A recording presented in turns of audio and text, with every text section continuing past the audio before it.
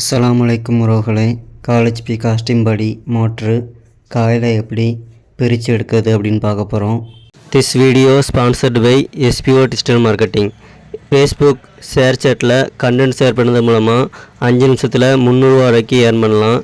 இதோட டீட்டெயில்ஸ் தெரியணும்னா ஸ்க்ரீனில் தெரிந்த நம்பருக்கு கான்டாக்ட் பண்ணுங்கள் அல்லது வாட்ஸ்அப்பில் மெசேஜ் பண்ணுங்கள்.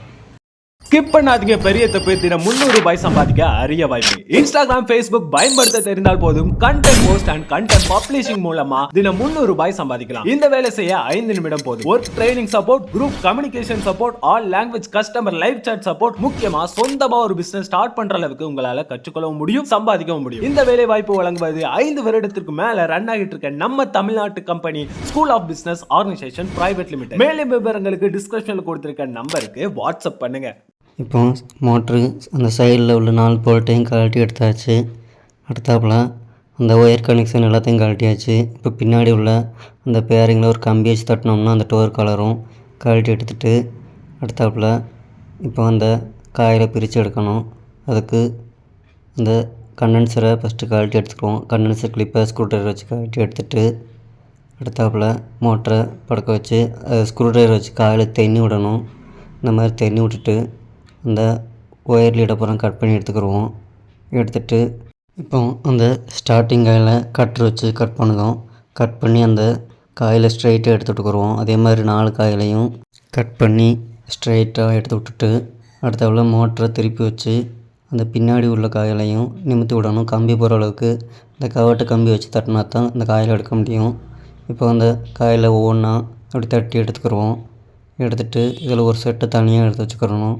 அதை எண்ணி நம்ம காயில் சுற்றணும். இப்போ அந்த 4 செட்டையும் தனியாக கழட்டி எடுத்துகிட்டு அடுத்தாப்புல அந்த ரன்னிங் காயில் கட் பண்ணி எடுக்கணும். இப்போ 4 காயிலையும் எடுத்தாச்சு. எடுத்து ஒரு செட்டை தனியாக வச்சுட்டு அடுத்தாப்புல அதே மாதிரி ஸ்கூட்டரை வச்சு இந்த ரன்னிங் காயிலையும் தென்னி விடணும். இப்போ பின்னாடி திருப்பி அந்த காயில் தென்னி விட்டுட்டு இது டெம்பராக இருக்கும் ரன்னிங் காயில், அதனால் ஒவ்வொரு காயிலும் எடுத்து விட்டுக்குருவோம்.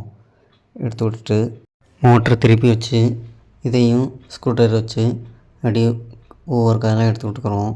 இது தென்னும்போது ஸ்க்ரூ ட்ரைவர் வளையத்தஞ்சையும் பெரிய ஸ்க்ரூ ட்ரைவர் வச்சு தின்னணும். காயிலையும் எடுத்து விட்டுட்டு இப்போ கட்ரு வச்சு அந்த ஒரு செட்டை ஃபஸ்ட்டு கட் பண்ணிக்கிடுவோம். இதே மாதிரி வெளியில் உள்ள செட்டு 4 செட்டில் அந்த ஒரு செட்டை கட்ரு வச்சு கட் பண்ணி ஸ்ட்ரைட்டாக எடுத்து விட்டுக்குறோம். உள்ளே உள்ள செட்டு 2 செட்டையும் கட் பண்ணிவிட்டு ஸ்ட்ரைட்டாக எடுத்து விட்டுட்டு மீதி 3 செட்டையும் அதே மாதிரி கட் பண்ணி எடுத்துக்கிறோம்.